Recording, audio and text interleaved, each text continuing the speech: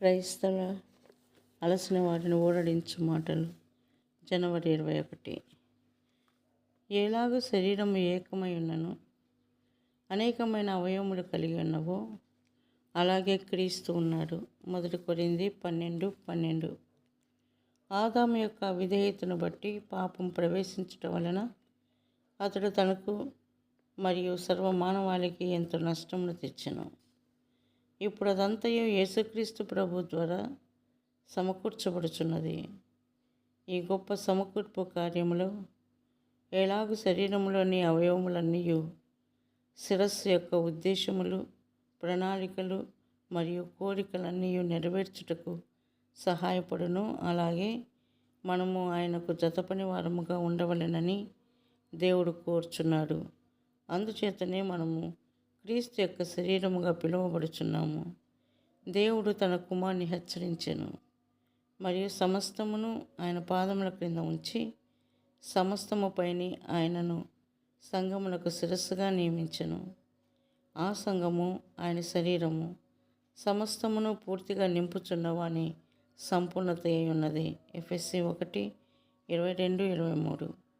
మరొక విధంగా చెప్పవలెననిన సంఘము క్రీస్తు యొక్క సంపూర్ణతచే నిండి ఉండవలెను కనుక అది క్రీస్తు యొక్క శరీరమని పిలువబడుచున్నది. తిరిగి జన్మించని వారు ఎన్నో పుస్తకములు చదివి ఎన్నో వర్తమానములను వినినను ఈ మర్మమును వారు ఎంత మాత్రమును గ్రహించలేరు. ఆత్మీయ విషయములను అర్థం చేసుకున్నటకు ఆత్మీయ జ్ఞానం అవసరం గనుక మానవ జ్ఞానముతో క్రీస్తు శరీరం యొక్క పరలోక మర్మమును గ్రహించలేరు. ఒక వడ్రంగం అంతటిని గురించి, ఒక కంసాలి బంగారమును గురించి, ఒక కమ్మరి ఇనుమును గురించి మరియు రైతు వ్యవసాయమును గురించి ఎరుగును. ఈ విషయములన్నింటికీ మనకు మానవ జ్ఞానం కావలెను. అదేవిధముగా దైవిక విషయములను గ్రహించుటకు మనకు దైవిక జ్ఞానం కావలెను. ఈ దైవిక జ్ఞానమును ఎట్లు పొందగలము? క్రీస్తు మనకు జ్ఞానమాయను అని వ్రాయబడి ఉన్నది. 1 కొరింథీ 1:30.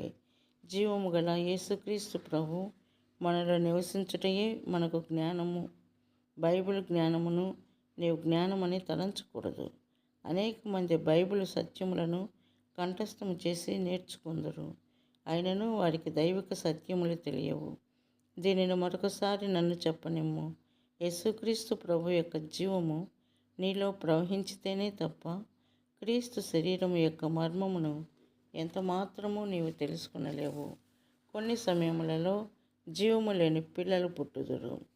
శరీరము ఉండును కానీ దానిలో జీవము ఉండదు. జీవము లేని శరీరము నిష్ప్రయోజనము, అది కేవలము పాతిపెట్టుటకే తగును. నీవు ఒకవేళ ఒక వ్యక్తిని చాలా ప్రేమించుచున్నను జీవము లేని శరీరమును నీవు ఎంత మాత్రమును ఉంచుకునవు, అది ఉపయోగము ఉండదు కనుక దానిని పాతిపెట్టవలెను. ఎఫెసీ 1:23లో రక్షింపబడిన దేవుని పిల్లలు క్రీస్తు యొక్క శరీరము అని పిలువబడుచున్నారు. అనగా వారు క్రీస్తు యొక్క జీవమును పొందిరి అని అర్థము. కావున ప్రాముఖ్యముగా నిత్య జీవ వరమును పొందిన వారు క్రీస్తు శరీరం యొక్క అవయవమునగుదురు.